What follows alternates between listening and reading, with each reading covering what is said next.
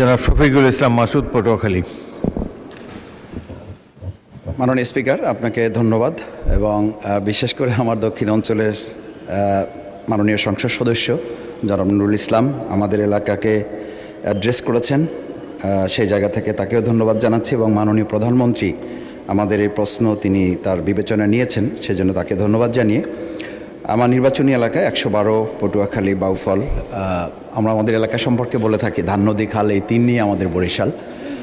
নদীবেষ্টিত এই জায়গা সম্পর্কে যে এখানে উপকূলীয় বিষয়ক মন্ত্রণালয়ের যে বিশেষ বিবেচনা নেওয়া হয়েছে, এই দক্ষিণ অঞ্চলের উপকূলীয় জেলা পটুয়াখালীর বাউফল আমাদের একটি অত্যন্ত নদীবেষ্টিত জায়গা, যেখানে তেঁতুলিয়া এবং লোহালিয়া নদীর তীরবর্তী প্রায় 60টা ইউনিয়ন, তার মধ্যে 4টা ইউনিয়ন অত্যন্ত ভয়াবহ নদী ভাঙনে বিপর্যস্ত। উপজেলা নাজিরপুর, কালাইয়া, চন্দ্রদ্বীপ, কেশবপুর, ধুলিয়া, এদিকে কাশিপাড়া সহ নদীগর্ভে প্রায় এগুলো বিলীন হওয়ার পথে, প্রতিনিয়ত মানবিক, সামাজিক এবং অর্থনৈতিকভাবে বিপর্যস্ত হয়ে যাচ্ছে। নদী ভাঙনের ফলে আমাদের কবরস্থান সহ মসজিদ, মাদ্রাসা, স্কুল, মন্দির এগুলো আমাদের ভাঙনে বড় বড় অঞ্চলগুলো ইতিমধ্যে চলে গেছে। মানবতার জীবনযাপন করছে তারা, হাজার হাজার হেক্টর ফসলি জমি যা ইতিমধ্যে নদীর গর্ভে চলে গেছে। স্থানীয় কৃষক এবং দিনমজুর যারা জীবন জীবিকায় ভয়াবহ প্রভাব ফেলছে মাননীয় স্পিকার, সে জায়গায় আমরা বিশেষভাবে লক্ষ্য করছি যে আমাদের কয়েকটি প্রতিষ্ঠান সহ শিক্ষার্থীদের স্কুলে ছুটে যাওয়ার হার এখন কমে যাচ্ছে। কমিউনিটি হাসপাতাল, স্থানীয় বাজার, এমনকি মানুষের শেষ চিহ্ন কবরও নদীতে বিলীন হয়ে গেছে।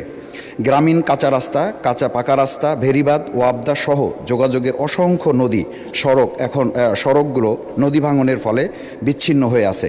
বিশেষ করে নাজিরপুর, কচুয়া, ডালিমা, নিমদি, তাঁতেরকাঠি এলাকার 7 কিলোমিটার এলাকা একেবারেই ঝুঁকিপূর্ণ অবস্থায় রয়েছে। মাননীয় সদস্য, আমি শেষ যে অনেক ব্যাপক একটা সংক্ষিপ্ত প্রশ্ন করুন। যে সিসি ব্লক এবং র্যাপের মাধ্যমে এই জায়গাটাকে আমাদের যে প্রকল্প এখানে নেওয়া হয়েছে উপকূল বিষয়ক মন্ত্রণালয়ের আওতায় নিয়ে এসে এই সমস্যাগুলোর সমাধানে মাননীয় প্রধানমন্ত্রী তার জায়গা থেকে উদ্যোগ গ্রহণ করবেন কিনা এ বিষয়ে আপনাদের কাছে মাননীয় স্পিকার আপনার মাধ্যমে বিনয়ের সাথে জানতে চাচ্ছি।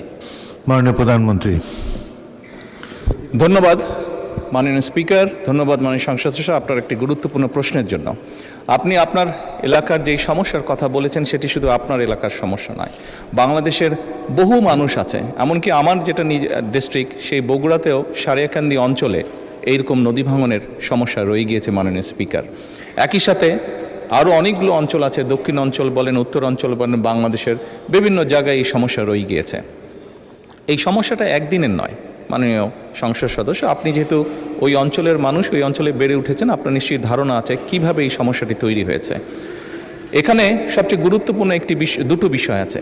একটি হচ্ছে যে নদী শাসনের কথা আপনি বলেছেন, সেটি একটি উপায় আছে এবং একই সাথে আপনি খুব ভালো করে জানেন নদী শাসনের বিষয়টি অত্যন্ত ব্যয়বহুল একটি বিষয়, বাট তারপরেও প্রয়োজন অনুযায়ী আমাদেরকে করতে হবে। এবং সাথে আরেকটি গুরুত্বপূর্ণ বিষয় আছে, এই ভাঙনগুলো কখন হয়? ভাঙনগুলো আমরা দেখেছি অধিকাংশ সময় বর্ষার সময় হয়ে থাকে, যখন নদীতে স্রোত থাকে এবং হঠাৎ করে পানির প্রবাহ যখন বেড়ে যায়। এবং সেই জন্যই মাননীয় সংসদ সদস্য আপনি নিশ্চয়ই অবগত আছেন, আপনার ধারণা আছে, না দেখে থাকলেও ধারণা আছে, শহীদ রাষ্ট্রপতি জিয়াউর রহমান এই সমস্যাটিকে সমাধানের জন্য খাল খনন কর্মসূচি শুরু করেছিলেন ওনার শাসনের সময়। এবং বর্তমান সরকার খাল খননের মাধ্যমে একদিকে যেমন নদী ভাঙনকে ট্যাকল করতে চাইছে, একদিকে যেমন আমাদের শুষ্ক মৌসুমে পানির যে সমস্যা হয়ে থাকে সেই সমস্যাটার সমাধান আমরা করতে চাইছি খাল খননের মাধ্যমে। ঠিক একইভাবে আপনার নিশ্চয়ই ধারণা আছে, যেহেতু গ্রাম অঞ্চলে আপনি বেড়ে উঠেছেন, অনেক সময় এমন অনেক জায়গা আছে যেখানে বর্ষাকালেও কৃষক পানি পায় না, বর্ষার সময়ও তাকে পানির জন্য কষ্ট করতে হয়। সেই জন্য আমাদের সেচ সুবিধা দেওয়ার জন্য খাল খনন একটি অত্যন্ত জরুরি প্রকল্প। আপনার নিশ্চয়ই আরেকটি ধারণা আছে, বিশেষ করে ঢাকা শহরে এই সমস্যাটি আছে এবং গ্রাম অঞ্চলেও যেখানে চাষবাস খুব বেশি হয়ে থাকে সেখানেও এই সমস্যাটি ধীরে ধীরে দেখা যাচ্ছে। সেটি হচ্ছে যে আমাদের ভূগর্ভস্থ যে পানি আছে সেটির স্তর ধীরে ধীরে নিচে নেমে যাচ্ছে।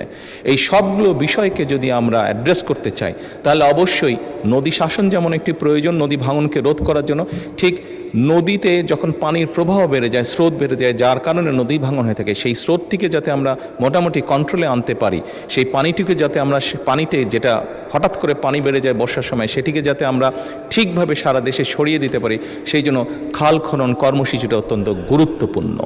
সেই জন্য মাননীয় সংসদ সদস্য, মাননীয় স্পিকার, আমরা নদী শাসনের ব্যাপারে যেরকম আমরা উদ্যোগ গ্রহণ করছি সরকারের পক্ষ থেকে, একইভাবে সামগ্রিকভাবে এই সমস্যাটিকে কম খরচে, যেহেতু বাংলাদেশের জন্য ব্যয়বহুল বিষয় নদী শাসনটিকে কম খরচের জন্য সবচেয়ে বেশি আমাদের জন্য সহজ হচ্ছে খাল খনন, সেটির উপর আমরা গুরুত্ব আরোপ করছি। মাননীয় স্পিকার, ধন্যবাদ।